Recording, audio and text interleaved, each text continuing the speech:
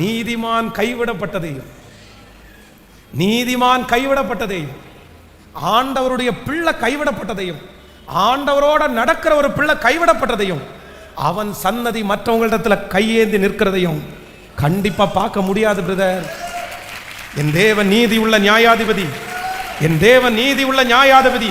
அவர் அநியாயத்தில் பிரியப்படுகிற தேவன் அல்ல, அவர் பிரியப்படுகிற தேவன் அல்ல பிரதர். வேற ஒண்ணு வேண்டாம் பிரதர், ஒண்ணு வேண்டாம் பிரதர். கர்த்தர் அநீதிற்கு எப்பவுமே துணை நிற்க மாட்டார், துணை நிற்க மாட்டார்.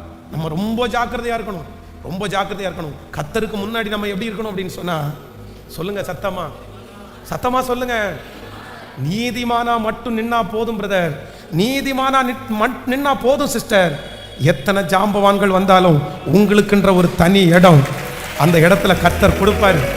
அவனுடைய இருதயம் பதறாது, அவனுடைய இருதயம் கர்த்தரை நம்பி திடனா இருக்கும்.